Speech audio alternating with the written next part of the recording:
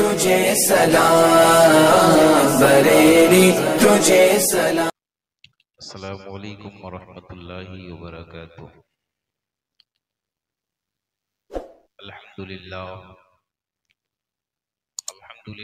رب العالمین والعاقبۃ للمتقین، والصلاة والسلام علی سید المرسلین وعلى آلہ الطیبین الطاہرین ومن اتبعهم اجمعین، اما بعد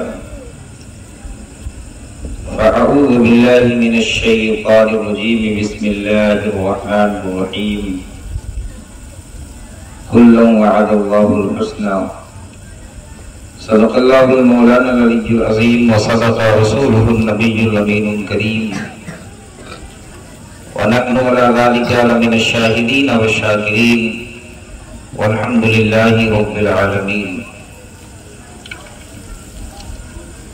عرض و معروض سے قبل ہم سب مل کر اپنے آقا و مولا سیاح لامکا سرور طوبہ رحمت للعالمین صلی اللہ علیہ وسلم کی بارگاہ عالیہ میں نذرانہ عقیدت پیش کریں اور پڑھیں، اللہم صلی علی سیدنا مولانا محمد مبارک وسلم، صلاۃ و سلام علیک یا رسول اللہ یا حبیب اللہ صلی اللہ تعالی علیہ وسلم۔ آج انشاءاللہ تبارک و تعالی ناچیز اصحاب پیغمبر پر گفتگو کرنے کی سعادت حاصل کرے گا۔ انبیاء علیہ السلام کا سلسلہ نبی آخر الزمان صلی اللہ علیہ وسلم کی تشریف آوری کے بعد ختم ہوا۔ کل کی تقریر میں میں نے یہ بات کہی تھی کہ حضور کے بعد اب کوئی نبی، نہ تو نقلی نبی، نہ تو عکسی نبی، اور کسی طرح کا کوئی نبی نہیں آ سکتا، کوئی نیا نبی نہیں آ سکتا۔ ہاں، جھوٹے اور مکار ضرور پیدا ہوگے، لیکن جھوٹ بولنے سے کوئی نبی نہیں ہو سکتا۔ عہد نبوی میں مسیلمہ کذاب ہوا تھا، اور ابھی چند دن پہلے بھی آپ نے سوشل میڈیا کے ذریعے ایک ویڈیو دیکھا ہوگا کہ ایک شخص یہ دعویٰ کر رہا تھا کہ میں جناب عیسیٰ علیہ السلام ہوں، معاذ اللہ۔ لیکن ذہن میں ایک سوال اٹھتا ہے کہ ہر دور میں اللہ تبارک و تعالی بندوں سے ڈائریکٹ کلام نہیں فرماتا تھا، تو نبی بھیج دیتا تھا، پھر نبی کے ذریعے سے اللہ کلام فرماتا تھا، یعنی نبی کے پاس وحی بھیجتا اور وہ نبی اپنی امت کو تعلیم دیتے۔ لیکن نبوت کا دروازہ جو خاتم النبیین کے بعد ختم ہو گیا، تو پھر اب کون ہوگا جو اس تعلیمات کو جو انبیاء نے عام کیا تھا، رسول کائنات کی شریعت کو کون آگے بڑھائے گا؟ تو بلا شبہ پروردگار عالم نے حضور کے اصحاب کو پیدا فرمایا، اور اس کے بعد تابعین ہوئے، اس کے بعد تبع تابعین ہوئے، اب قیامت تک رسول کائنات کی شریعت کی بات اور دور علماء اہل سنت کو دے دیا گیا۔ یہ علماء، یہ اولیاء اعظام حضور کی شریعت کا بات دور تھامے ہوئے ہیں، اور اپنے محبین کو یہ دین کی تعلیم دیتے رہیں گے۔ اب شریعت کا کام کسی نبی کے ذریعے سے نہیں، بلکہ اہل اللہ کے ذریعے سے ہوگا۔ ہم نے یہ کہا تھا کہ اصحاب پیغمبر پر میں گفتگو کروں گا، لیکن یہ جو دور ہے اس دور کے حساب سے بھی گفتگو کریں گے۔ یہ ایسا نہیں کہ روایتی تقریریں چلتی رہے اور رافضیت جنم لیتی رہے۔ روایتی تقریروں کا کوئی تعلق نہیں میرے خطاب سے، بلکہ ہر چند کوشش یہی ہے کہ اللہ عز و جل نے جو چند سانسیں دی ہیں، رافضیت اور خارجیت کے قلعے کو کما کرنے کی کوشش کریں گے۔ ان کے باطل عقائد و نظریات کی آخری تابوت پر آخری تین نصب کرنے کی صحیح کریں گے۔ یہ تو رب کے ہاتھ میں ہے کہ اللہ عز و جل کب اس کا خاتمہ کرتا ہے۔ اصحاب پیغمبر کے تعلق سے اگر آپ جاننا چاہتے ہیں تو رسول کائنات کا زمانہ تمام زمانے سے بہتر ہے. رسول کائنات کا زمانہ ہی نہیں صرف، بلکہ اللہ کے حبیب رحمت کائنات کی پیدائش کے بعد اللہ عز و جل نے غیر انبیاء سے پھر یہ زمین کے اچھوں کو چنا اور رسول اللہ کے اصحاب کو انہیں شامل فرما دیا. مردوں میں جو تھے وہ حضور کے اصحاب ہو گئے، اور عورتوں میں جو سب سے بہتر تھی ان کو رسول کائنات کی زوجیت کے لیے، رسول کائنات کی بیویوں کے لیے انتخاب فرمایا ہے. اب باقی جو بچی ان کو صحابیات میں شامل فرما لیا. تو یہ مقدس، یہ وہ نفوس ہیں، وہ نفوس قدسیہ ہے کہ یہ زمین پر انبیاء کے بعد ان سے بہتر کوئی موجود نہیں ہے. اب اصحاب پیغمبر کے ساتھ اہل بیت اطہار کے بھی فضائل و مناقب بے شمار ہیں. جہاں جو میں بیان کرنے جا رہا ہوں وہ یہ کہ اصحاب پیغمبر ہوں یا وہ اہل بیت اطہار ہوں، مصطفیٰ کے گھر والے ہوں یا مصطفیٰ کے ساتھی ان کے اقراب ہوں، کسی کو جزوی فضیلت حاصل نہیں ہے. جزوی فضیلت کا مطلب کہ یہ خود بخود بلند نہیں ہوئے ہیں، بلکہ بلندی کی وجہ ذات نبوی صلی اللہ علیہ وسلم ہے. صحابہ کے درمیان سے اگر رسول اللہ صلی اللہ علیہ وسلم کی گویت آپ کے دیکھنے کو ہٹا لیا جائے، آپ کے زمانے کو ہٹا لیا جائے تو اصحاب پیغمبر کے پاس کچھ نہیں بچتا. خود دیکھیں کہ عبداللہ ابن قحافہ تھے، عمر ابن خطاب تھے، عثمان تھے، لیکن جب اللہ کا پاک پیغمبر آیا تو صدیق اکبر بن گئے، عمر ابن خطاب پھر شیر قمر بنے، یہاں تک کہ امیر المومنین بنے، عثمان غنی پھر ذوالنورین بن گئے، اصحاب پیغمبر بن گئے. اب اصحاب پیغمبر بنے تو یہ مقام و مرتبہ ہے کہ غیر صحابی پوری زندگی عبادت و ریاضت کر کے اگر مر بھی جائے اس کی زندگی قیامت تک بھی دے دی جائے، وہ سجدے پر سجدہ کرے، تسبیح پر تسبیح پڑھے، لیکن اللہ کی عزت کی قسم صحابی تو صحابی ہے، کسی صحابی کی مٹی تک بھی نہیں پہنچ سکتا ہے. یہ ہم اہل سنت والجماعت کا متفقہ عقیدہ ہے. ہاں یہ نہیں کہ یہ سب صرف میری بات ہے. اصحاب پیغمبر کو جو فضیلت حاصل ہے وہ مصطفیٰ کی صحبت کی بنیاد پر ہے، مصطفیٰ کی رؤیت کی بنیاد پر ہے، چہرے والدعا کی زیارت کی بنیاد پر ہے. ورنہ بتائے سیدنا اویس کرنی کی محبت کتنی بے لوث تھی، لیکن نہیں دیکھا رسول کو صحابہ کی فہرست میں شامل نہیں ہو سکتے، صحابہ کی فہرست میں شامل نہیں ہو سکتے. اب آ جائیے اہل بیت اطہار پر. اہل بیت اطہار کو بھی، مصطفیٰ کے گھرانے کو بھی جو فضیلت حاصل ہے، میں جو بات ابھی کر رہا ہوں یہ بالکل یوٹیوب کا زمانہ ہے، کر رہا ہوں. اس چینل کے ذریعے سے نہ جانے کتنے لوگ دیکھیں گے بھی، لیکن ایسا نہیں میں جو بات بیان کر رہا ہوں وہ اپنی بات ہے. دلائل و براہین کا انبار بھی لگا سکتا ہوں، لیکن یہاں بات کو بہت مختصر کرتے ہوئے میں آگے بڑھوں گا. میں نے کہا کہ اصحاب پیغمبر کو جو بھی کوئی فضیلت حاصل نہیں، یعنی جو کچھ فضیلت ہے وہ مصطفیٰ کی ذات کی بنیاد پر ہے. اس کی بنیاد پر؟ مصطفیٰ کی ذات کی بنیاد پر ہے. مصطفیٰ کو جب تک نہیں دیکھے تھے تب تک کچھ نہ تھے، مصطفیٰ کو دیکھ لیا تو صحابی رسول. اب قرآن کریم کی ایک دو آیتیں نہیں، دو چار آیتیں نہیں، بلکہ قرآن مجید میں جگہ جگہ اللہ تبارک و تعالیٰ کئی ارشاد فرماتا ہے کُلًّا وعد اللہ الحسنیٰ، کئی ارشاد فرماتا ہے رضی اللہ عنہم ورضوا عنہ، کئی فرماتا اولئک هم المؤمنون، کئی فرماتا اولئک هم المؤمنون حقا. یہاں تک فرماتا ہے کہ اللہ نے وعدہ فرما دیا ہے کہ وہ فتح مکہ سے پہلے کے صحابہ ہو یا فتح مکہ کے بعد کے صحابہ ہو، اللہ نے سب سے جنت کا وعدہ فرما دیا ہے.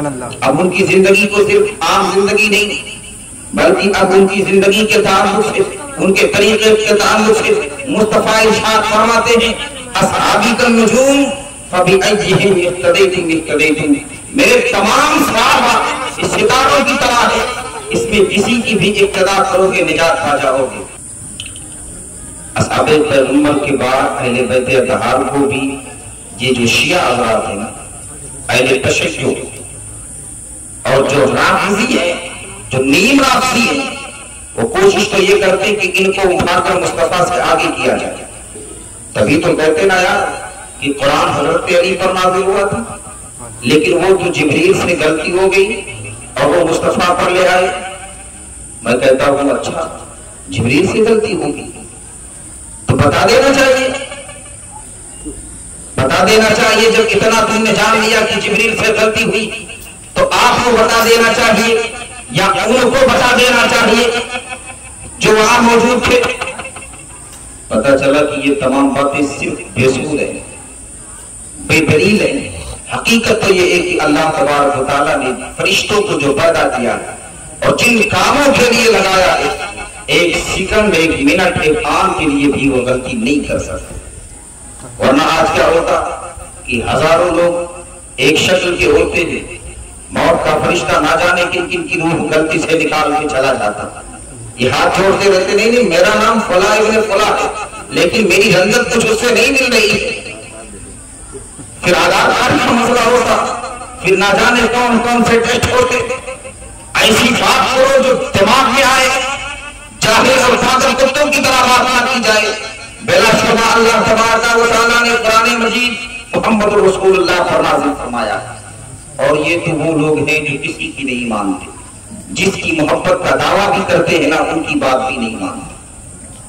یہ کہتے ہیں کہ اہل بیت کو جو فضیلت حاصل ہے وہ جزئی فضیلت حاصل ہے، یعنی مصطفیٰ کی وجہ سے نہیں. میں کہتا ہوں بار بار کہتے ہو گھر والے تو گھر کی وجہ سے فضیلت حاصل ہے. اگر مصطفیٰ کا خون شامل نہ ہوتا تو یہ فضیلت نہ ملتی. مناقب و فضائل کے انبار نہ لگائے جاتے، قرآن کریم کی آیت کا نزول نہ ہوتا. بتاؤ جو گھر والے نہیں ہیں ان کے لیے کتنی آیتیں ہیں، ان کے لیے کیا مسئلہ ہے. پتا چلا جو کچھ بھی ان کو بھی فضیلت حاصل ہے وہ مصطفیٰ کی ذات کی بنیاد پر ہے، خون مصطفیٰ کی بنیاد پر ہے.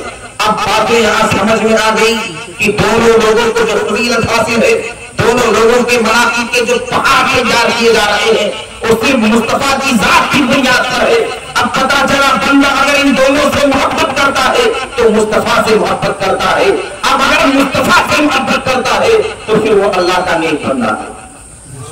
اب دیکھیں یہاں ایک چیز ہم بتائیں آپ کو، پوری روئی زمین پر صرف اہل سنت والجماعت کا کلیجہ ہے، وہ سینہ ہے جس سینے میں اہل بیت کی بھی محبت ہے اور اصحاب پیغمبر کی بھی محبت ہے. ورنہ اسی روئی زمین پر ایسے افراد بھی ہیں جنہوں نے دعویٰ کیا کہ ہم صرف اہل بیت کی محبت مانتے، باقی کچھ نہیں. ایسے بھی ہے جو اصحاب پیغمبر سے محبت کرنے کا دعویٰ کر رہے ہیں. ایسے لوگوں کو ہم رافضی یا خارجی کہتے ہیں. کیا کہتے ہیں؟ رافضی یا خارجی. اہل بیت کے دشمن کو خارجی کہتے ہیں، صحابہ کے دشمن کو رافضی کہتے ہیں، اور جو ان دونوں سے پیار کرے اسے ہم سنی کہتے ہیں. اعلیٰ حضرت نے فرمایا ہے جو عقیدہ دیا ہے اسی عقیدے ایک شیر پر جو عقیدہ لے رکھا ہے، اہل سنت کا ہے بیڑا نجم ہے اور ناؤ ہے اطرت رسول اللہ کی. یہی زندگی کا معیار ہے. اہل سنت والجماعت کا عقیدہ یہ ہے کہ مصطفیٰ کے آل سے بھی پیار کرے اور مصطفیٰ کے اصحاب سے بھی پیار کرے. اور یہ وہ پیار وہ بندہ کرے گا جس کو جنت میں جانا ہے. میرے آقا ارشاد فرماتے ہیں جب اللہ تبارک و تعالیٰ کسی بندے کو جنت میں داخل فرمانا چاہتا ہے تو اس کے سینے میں میرے آل کی بھی محبت ڈالتا ہے اور میرے اصحاب کی بھی محبت ڈالتا ہے. تو یہ صرف ہم ہیں یہاں جس کے سینے میں آل کی بھی محبت ہے اور اصحاب کی بھی محبت ہے. لیکن ہاں ہم اندھ بھکت نہیں ہیں بھائی، اندھ بھکت اور پاگل نہیں ہیں. پاگل تو وہ لوگ ہیں جو نہ جانے کیا کیا کرتے ہیں. یہاں ایک چیز اور میں بیان کروں کہ کسی ایک اہل بیت کے افراد میں سے کسی ایک کی شان میں گستاخی ہر کسی کی گستاخی. یہ جو جملہ بول رہا ہوں بڑی ذمہ داری کے ساتھ، اہل بیت میں کسی ایک کی ذات پر کسی ایک کی بارگاہ میں گستاخی ہر کسی افراد کی گستاخی ہے، اور وہ گستاخی محمد رسول اللہ کی گستاخی. اور اسی طرح اصحاب پیغمبر میں سے کسی ایک کی گستاخی تمام اصحاب پیغمبر کی گستاخی ہے، اور تمام اصحاب پیغمبر ہی کی نہیں بلکہ محمد رسول اللہ کی شان میں گستاخی. آپ کہیں گے حضرت کوئی حوالہ بھی ہے؟ تو ہاں ہے. اللہ عز و جل نے جو ایک نظام بنایا ہے بہت پیارا. قرآن کریم میں یہاں حفاظ جو بیٹھے ہوئے ہیں، اللہ تبارک و تعالیٰ نے کذبت عاد المرسلین فرمایا نا، کذبت ثمود المرسلین، کذبت لوط لوط کی قوم نے، لوط علیہ السلام کی قوم نے جناب لوط کو جھٹلایا تھا. قوم عاد نے اپنے نبی کو جھٹلایا تھا. نوح علیہ السلام کی قوم نے نوح علیہ السلام کو، بنی اسرائیل نے داؤد علیہ السلام کو، حضرت موسیٰ علیہ السلام کو، حضرت عیسیٰ علیہ السلام کو جھٹلایا گیا تھا، حضرت ہارون علیہ السلام کو جھٹلایا گیا تھا. لیکن ان کے جھٹلانے کو، ایک نبی کے جھٹلانے کو اللہ نے یہ نہیں کہا کہ آج کو جھٹلایا ہے، بلکہ کہا تمام انبیاء کو جھٹلا دیا. یعنی پتہ چلا کہ ایک نبی کو جھٹلانا تمام انبیاء کو جھوٹا ماننا ہے، ایک نبی کا انکار تمام انبیاء کا انکار ہے. اب اس قاعدے کو ذہن میں رکھے، قرآن کے ایک صبر کا انکار پورے قرآن کا انکار ہے، اصحاب پیغمبر میں سے کسی ایک صحابی کا انکار سارے صحابہ کا انکار ہے، اہل بیت میں سے کسی ایک فرد کا انکار ان کی بارگاہ کی گستاخی تمام بارگاہوں کی گستاخی ہے. اب مجھ سے سن لیں، اب جو لوگ کہتے ہیں کہ ہمیں اہل بیت سے پیار ہے اور اہل بیت کے وہ افراد جو حضرت علی کی آگ میں ہے ان سے دشمنی کر رہے ہیں، بلا شبہ وہ اہل بیت کے دشمن ہے. اسی طرح اصحاب پیغمبر سے دشمنی نہیں ہے، دوستی کا دعویٰ ہے، لیکن اصحاب پیغمبر میں سے کسی ایک سے محبت نہیں ہے تو بلا شبہ اصحاب پیغمبر سے دشمنی ہے. اس بات کو اور قریب کروں کہ شیعہ حضرات، کل میں نے بتایا تھا نا کہ کربلا میں حضرت علی کے چار بیٹے تھے. کتنے؟ کل کی تقریر یاد ہے نا، چار بیٹے تھے. ایک بیٹے کا نام تو امام حسین ہے نا، ان کے 4 بھائی اور ہیں.